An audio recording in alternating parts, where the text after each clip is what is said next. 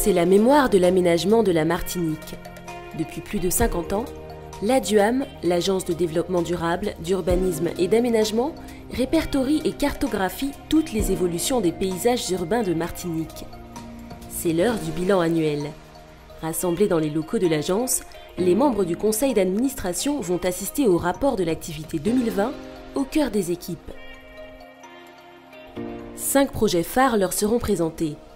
Identification des espaces naturels de Martinique, schéma de référence du centre-bourg de Saint-Joseph, étude sur les capacités de densification dans les espaces urbains de référence de l'espace sud, élaboration du règlement local de publicité du Vauclin, sondage sur le télétravail durant le confinement. L'exposé est mené par Joëlle Tailamé, la directrice générale.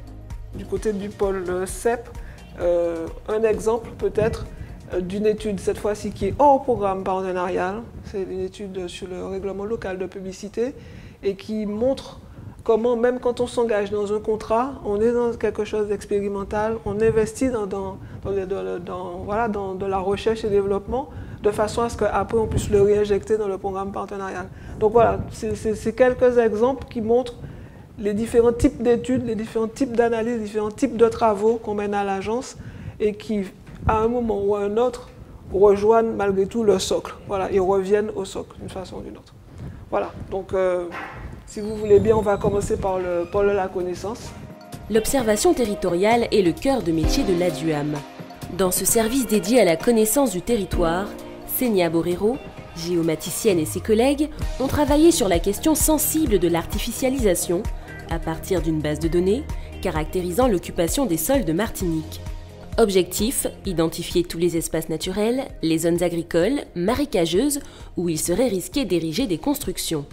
On a voulu différencier les surfaces perméables des surfaces imperméables et on sait maintenant qu'il y a 30% de la surface artificialisée est imperméabilisée, c'est-à-dire bâtie ou bétonnée. La base de données produite permet à l'ensemble des membres de l'agence d'élaborer leur politique publique, comme l'explique Yannick Cavalier, ingénieur informatique, référent innovation. La DIAL, la CCI, l'ODE, l'OMB. Et du coup, ces partenaires-là, on crée des conventions avec eux pour essayer de créer une continuité. Rien ne se perd. Tous les travaux réalisés viennent étoffer l'observatoire de l'ADUAM, une immense bibliothèque interactive qui permet aux partenaires d'accéder simplement à des données sur l'économie, l'environnement, mais aussi la mobilité. L'équipe a pour mission de simplifier le processus d'acheminement et de consultation des données par les partenaires.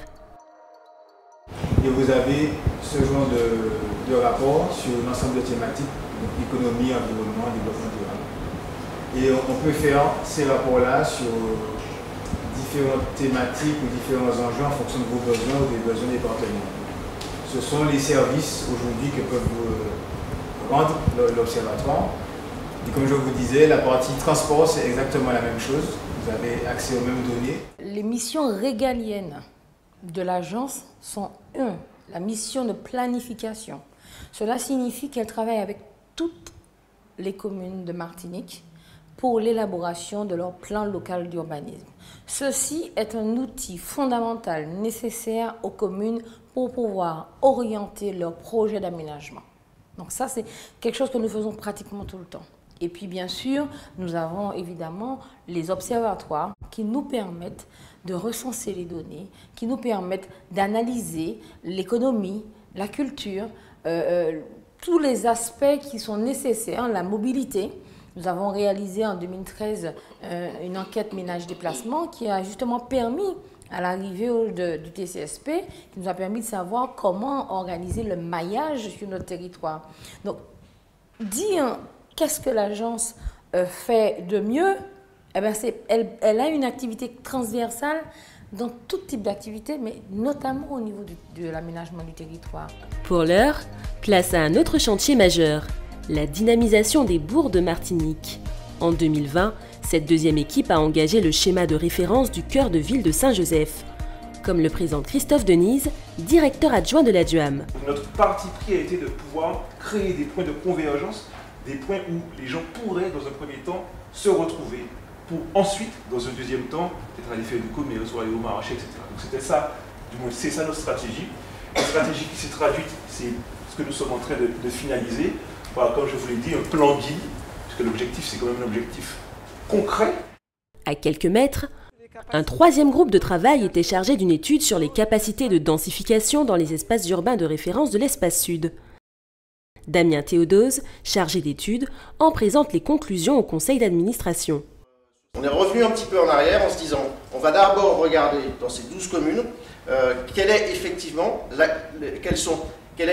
capacité de constructibilité dans l'ensemble de ces communes, dans ces EUR et sur ces parcelles disponibles.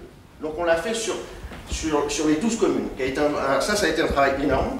Dans les EUR de l'espace sud, on a déterminé qu'on pouvait construire plus de 76 000 logements. Mon ambition, c'est que les 34 communes sollicitent la DUAM à la fois pour l'élaboration des plans locaux d'urbanisme, pour l'élaboration de le règlement de publicité, pour travailler au plus fin sur l'aménagement, la restructuration et la revitalisation des centres-bourgs, par exemple, et donc d'offrir, de donner des éléments d'appréciation aux maires.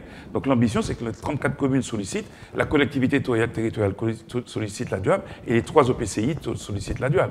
Car l'adhésion des pouvoirs publics implique aussi leur soutien financier. Aujourd'hui, la DUAM vit principalement des financements publics de la collectivité territoriale de Martinique, de l'État et des EPCI. Soit 1 300 000 € alloués en 2020. Un budget déjà insuffisant pour aller au bout de ces projets et qui risque de diminuer l'an prochain. Nous aurions eu beaucoup plus de financement, nous aurions eu une équipe également plus étoffée, et donc des projets, je dirais indéfiniment, parce que la Martinique a besoin d'harmoniser son aménagement, d'harmoniser son paysage, d'harmoniser le déplacement sur son territoire. L'Agence de développement durable, d'urbanisme et d'aménagement de Martinique a un champ très vaste d'intervention à toutes les échelles du territoire.